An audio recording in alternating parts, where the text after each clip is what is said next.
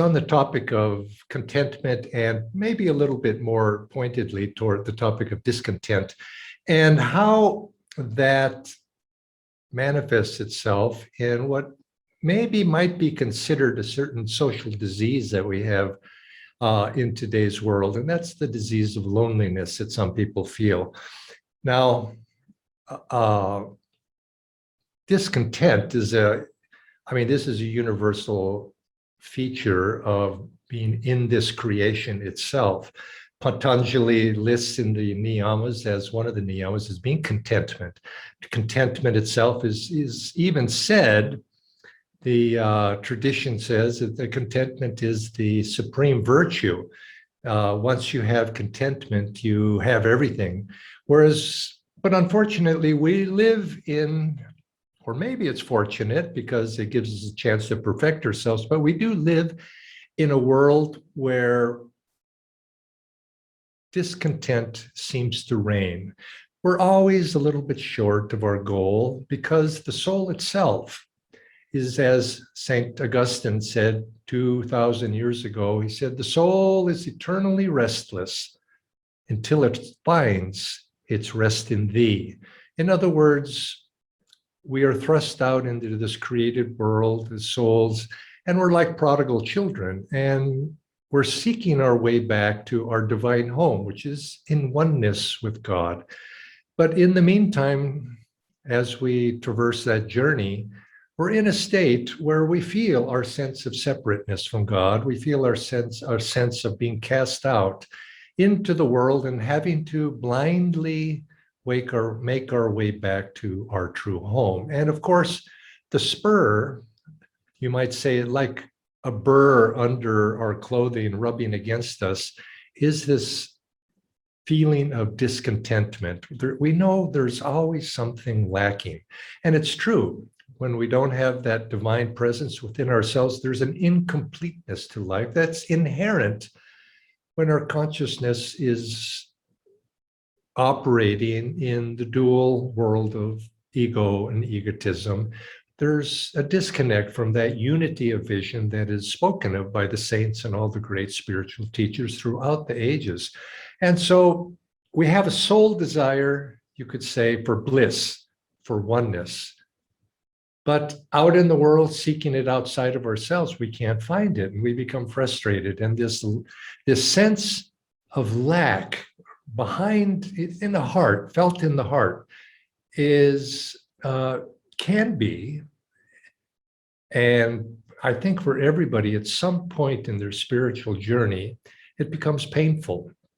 We feel that lack more often in day-to-day life. Most people wouldn't say they feel that sense of lack, but behind it, it impels us on our spiritual quest, because the more that we begin to introspect, the more time goes by, we begin to find that our satisfaction and our true happiness is not satisfied outwardly, no matter how many friends we have or how, you might say, how comfortable our circumstances. And it's often been noted by social scientists that societies, as they develop, when a society is very poor, outward material development does bring a greater degree of happiness, but you come to a certain point in societies and evolution where you have provided for the basic needs of that society: food, clothing, adequate outward comforts, and happiness does increase when those things are provided for. But you get to a certain point where more is not necessarily better in terms of a correlation to being happy. And something more begins to be needed. And people that live in those societies, they feel a sense of frustration because they can't quite reach that which their soul is calling them to outwardly, which is what made available. And so you find in modern society today, you do find people suffering from a sense of lack. And one of these things that is increasing that sense of lack, the discontent, you might say, is the availability of information. Now, social media itself, the internet, people see the world around them, and it gives the impression that everybody's having a good time and it's wonderful, all the potential is there. And then person looks at their own life and say, well, look, I don't live like that. Look at television and the programs there. It seems to project a world that is attainable, and they're certainly happy, but we look at our own world and we see, well, it's not actually so. Now we know intellectually it's a fantasy, but nevertheless, the heart is touched, and we are, you might say it, we lack something. Let's say, oh, if I only had this, if I only had that. And this is that sense of lack grates upon us and propels us also to seek. It's happiness that we're seeking, really. It's not those outer things, those outer fulfillments that are presented to us on the internet. But we don't always realize that. It takes sometimes lifetimes of experience to realize that, no, that's not what I want. It's something I want. It's inside. And we are seeking this supreme virtue, really, is contentment. I have everything I need, enough, I'm content.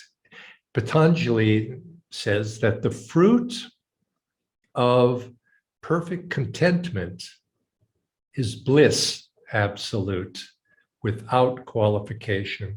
And that's what we're looking for. In other words, there's nothing that can disturb us that will detract from that bliss, because we're perfectly content in our situation. Now, that's an idealistic state, we think, but the yogis over the ages have attested that this is what each of us are looking toward. Nothing is missing. There's no sense of lack. Well, but I want to emphasize before I go further on this that contentment, most people don't really understand that, and they sometimes mistakenly equate contentment with resignation, or we talk about acceptance of that which is, being accepting of life as it is. But resignation and mere acceptance are not the same thing as contentment. Something, you hear people say something unpleasant happens to them in their life, and they might say something, it's okay, I've come to terms with it, I've moved on. But I don't think that's really, they're speaking about contentment. They've come to accept some catastrophe in their life, but that doesn't mean that they're, which is a positive thing perhaps, but it doesn't mean that they're content.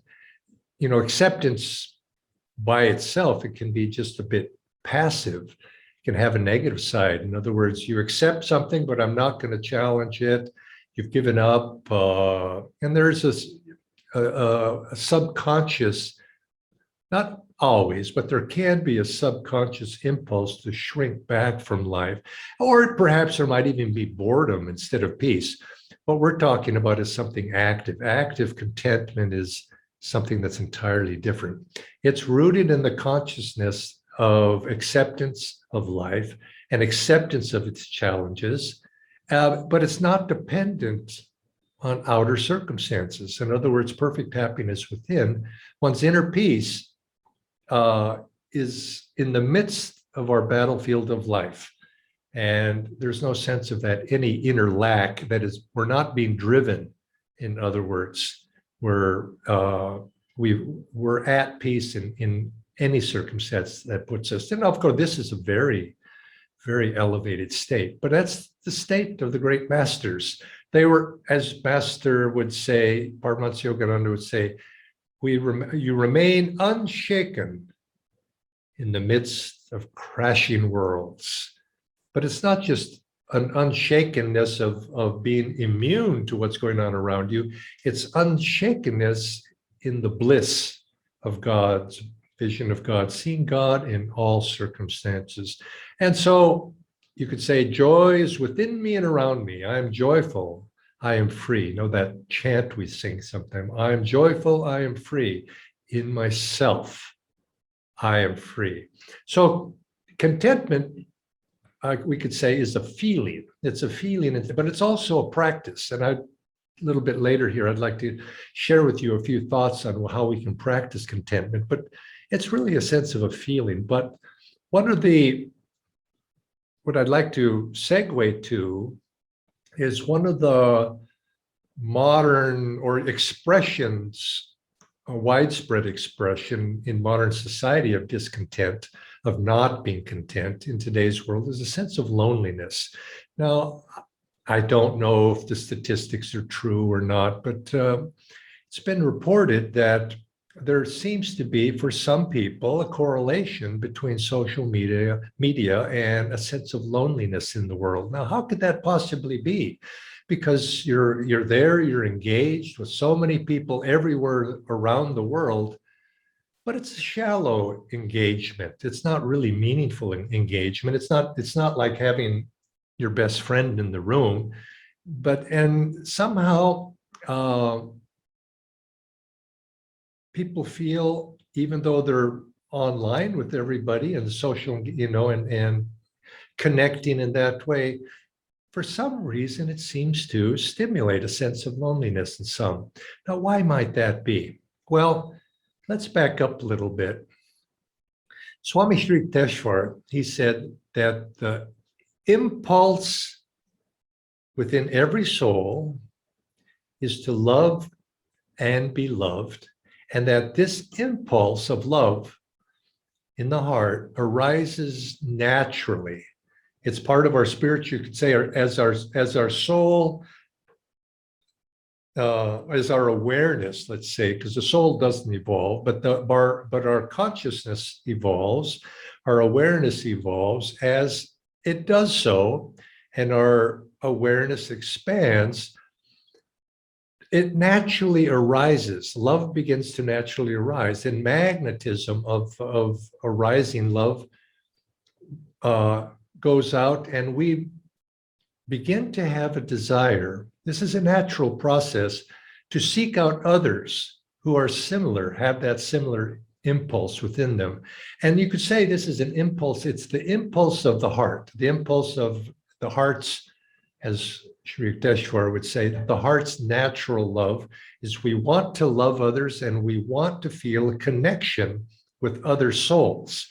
And this harkens back we become aware of our disconnection with our true origin in God, as we become aware that we're separate. The sense of separateness stimulates us to transcend that barrier, to go back to our true home, and loving others. And the influence of love is uniting. It's uniting influence of the heart that wants to go from separateness to union. And this begins to awaken quite naturally in the heart. And so we begin to seek out others to make a connection. And as people grow in awareness, they seek out others. Eventually, this magnetism that is developed begins to attract other people of like mind to us. And eventually, of course, it attracts spiritual teachings and a spiritual teacher.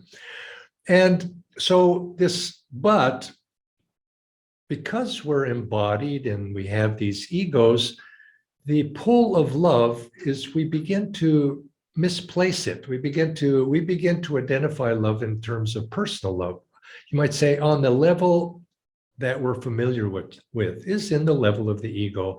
And so we love other people, and we don't realize that what we're really trying to unite with is God in that other person, the soul consciousness, to see beyond the personality. But we have personal love, and it's temporarily satisfying. This is what pulls, men and women together, pulls friends to one another.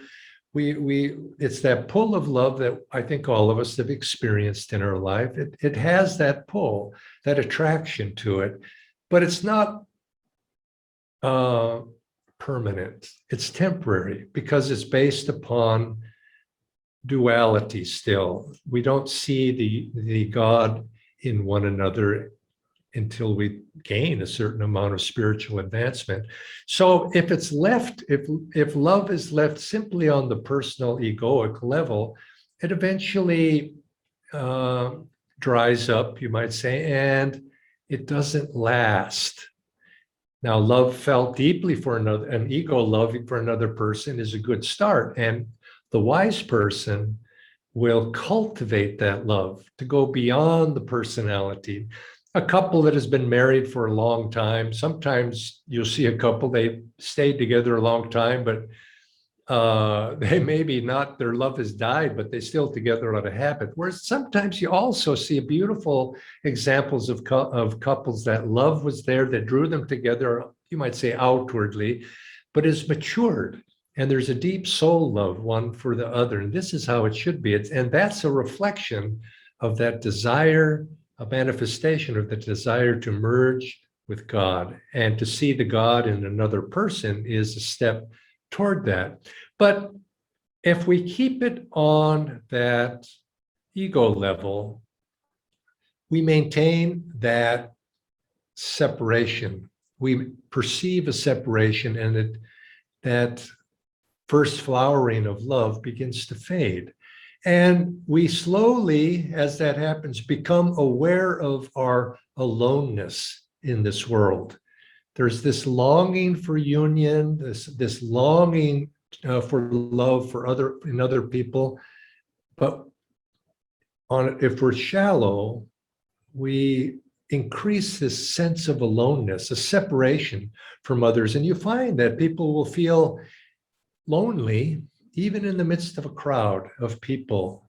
Because putting oneself in the crowd just accentuates one's sense of difference from other people, of separateness from other people. And this loneliness comes from the heart's impulse to express true love, but it's unable to do so. And for some people, it can be quite painful to be in those sorts of situations. And I think social media gives an illusion of being connected with other people, of living exciting, fulfilled, happy lives. And then we look at our own life and we say, I'm not that way. And I seem to lack what all these other people seem to have. And this gives rise to discontentment. We lack all that is seemingly promised. We seem to lack it. This sense of aloneness propels us to fill that void. And the only way we know how to fill that void is outwardly, but eventually it doesn't lead to success. And so we find that we become frustrated. And I think this is a modern, it's an ancient disease. I shouldn't say it's a modern disease. These things are eternal realities, but it seems to be accentuated a little bit right now. And this sense of lack, this sense of lack of contentment. And I started thinking about this over the last year and a half with the COVID situation, because it is something that drives us apart physically, in isolation from one another. But we've tried to make up for it with the internet and online, just as we're doing right here. And it's certainly a good attempt. But I think for some people, this COVID situation has actually made them feel that sense of loneliness. Now, probably some people have said, oh, it's great, I don't have to go out there and be with other people. So I'm not saying that this applies to everybody, but for some people it does. And they have felt this sense of loneliness because of this need on a very human level for a sense of connection. Because after all, humans are social beings. We think we can progress in isolation. I don't want to have anything to do with others, but that is usually only successful for a very, very spiritually advanced person. We read about the yogis who go up into the mountains and they'll meditate for, like Ram Gopal Muzumdar, 18 hours a day. And we think, oh, I'll try that. It sounds very appealing, but most cannot do that, of course. And it's not necessarily helpful, because until a person has perfected the love in the heart, the interaction with other people is a good means, a laboratory for us to make the spiritual development that is necessary till we get to a certain point where we've graduated to a point where we don't need that anymore. But that's for the rare case. And so, and for some people, of course, I think, like I was saying, this COVID situation, creating isolation, forces isolation on some. It brings out, it brings out this sense of feeling isolated or disconnected from other people. So I like to think of this as loneliness is a spiritual disease. And you know how in society, one of the biggest diseases which science is trying to solve is heart disease. Well, I think loneliness could be classified as spiritual heart disease. Discontentment is a spiritual heart disease as well, because it is of the heart. And it's cured by learning to develop the love of the heart and to expand that love and see that love in other people according to soul qualities in a spiritual way. So anyway, what do we do? I think we hear about these things. What do we do about it?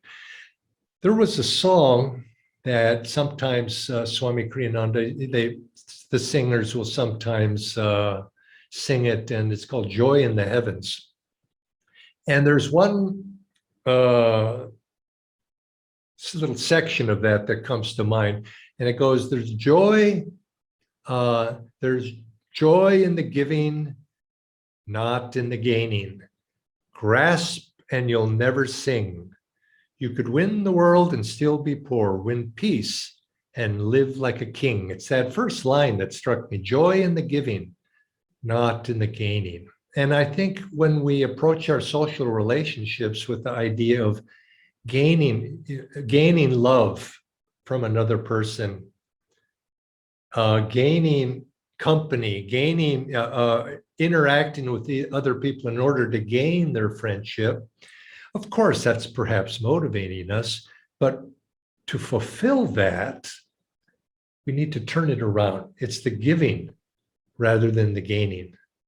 And it's like grasp and you'll never sing. If you try to grasp love or you try to grasp friendship, you don't win that. You don't win in that way. You have to learn to be able to give love, give service, rather than being served, to give friendship rather than receiving friendship. And if we turn our attitude in that way of appreciating, being grateful, we find that if we are not, you might say, seeking something from the world, fulfillment, you say, love from the world, trying to fill that void maybe that we feel in our heart from outside of ourselves, we never succeed that way.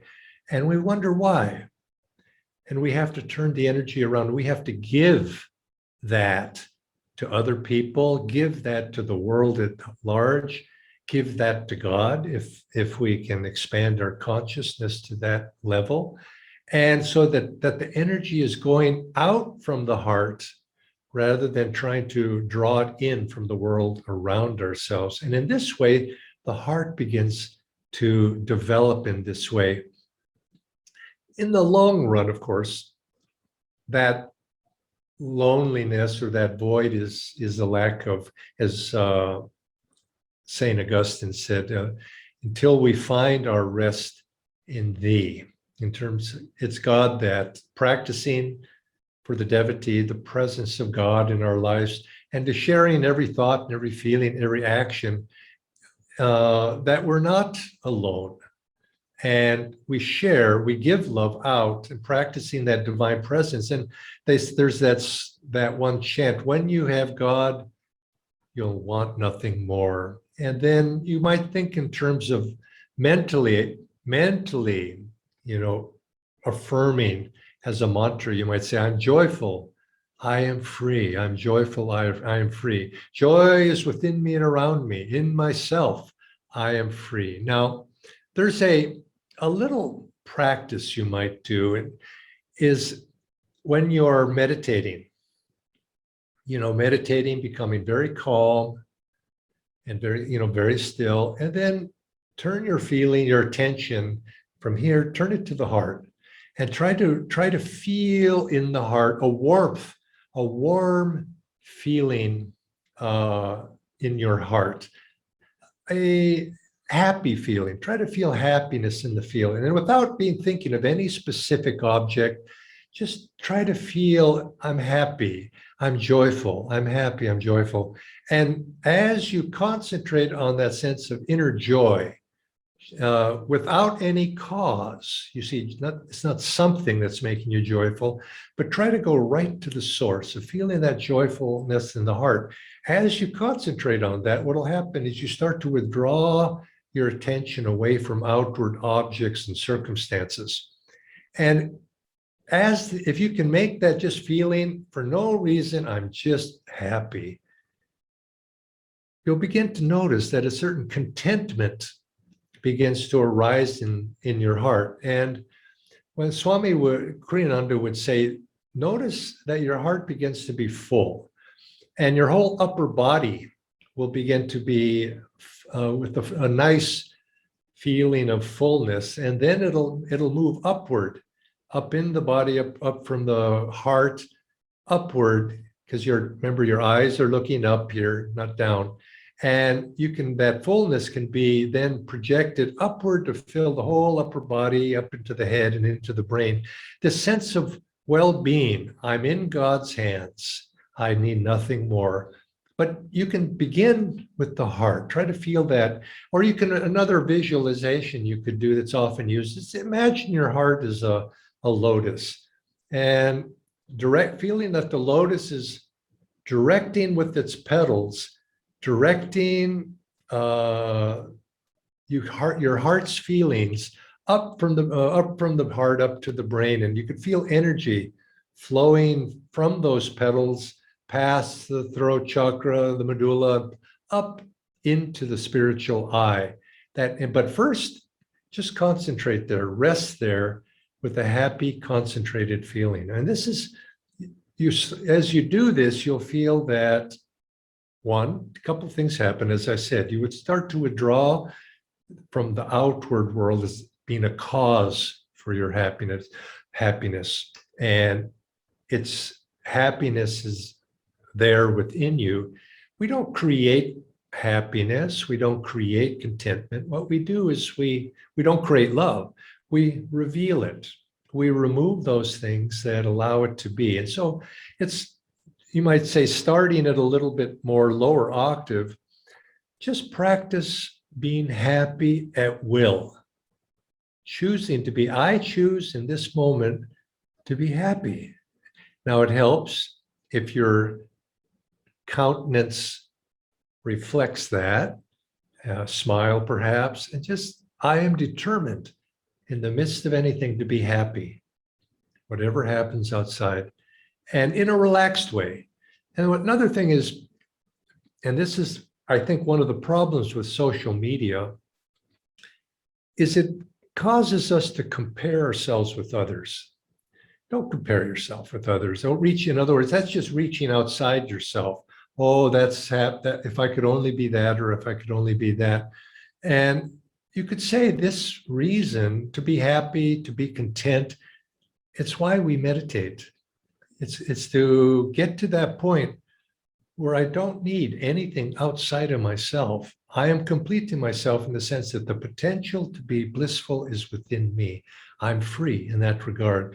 And when we project that, we give our love rather than trying to receive the love, we begin to open the door and we begin to get little rays of reciprocal feeling coming back to us. And this is the spiritual path. This is spiritual sadhana, why we meditate, to create that connection. And I think when we go through life, we go through life and there's a sense of going out and seeing things.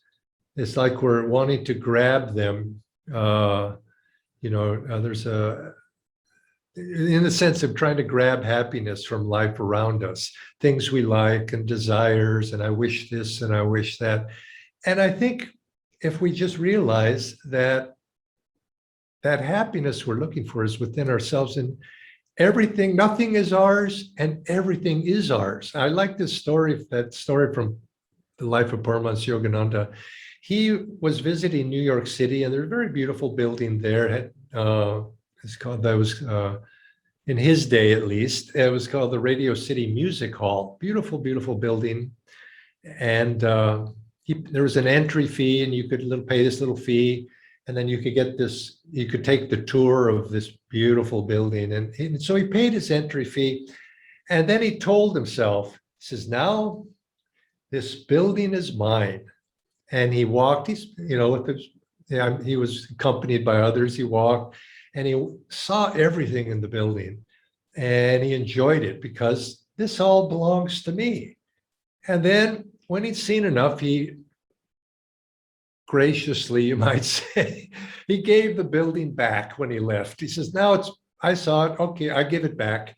And he walked out, as he said, he walked out a free man. He had no responsibility to keep it up or to worry about thieves or any of the duties of actually owning a building. And in a sense, he was encouraging us to go through life like that. It's all ours. We can enjoy it, but then give it back. You use it for a time, then you give it back, and you don't be attached to it. And then you can say you have that freedom that you're not attached or bound by anything. And when you have that God contact, you then are doubly blessed because you see and you experience in your life, when you have your pure faith in God, that God will supply all of our needs. When the need is there, and somehow it happens that it's provided. We're his children, and God provides for his children. So have faith in that. And if you can be might say a spiritual detective, look at those little things when you feel a sense of lack, a desire for something else outside of yourself. It's an affirmation of lack within yourself. I need that in order to be happy. No, we don't really. But that's what we're affirming when we have these desires for something outside of ourselves. I wish this or I wish that. We're just affirming our own suffering when we do that. And just be content with what you have. And that does not mean being ambitious, but ambitious for God, ambitious for the right things, ambitious for service, ambitious for happiness for other people as well. And the details will take care of themselves. Give those to God. He can take care of, just as he did the Radio City Music Hall, he can take care of all of our life. We enjoy it. And then in the end, when it comes time for us to leave this life, this body, this music hall of ourselves, we give it back to God. It's God, it's yours. I am yours and you are mine. So God bless all of you today, and I look forward to seeing all of you again next week.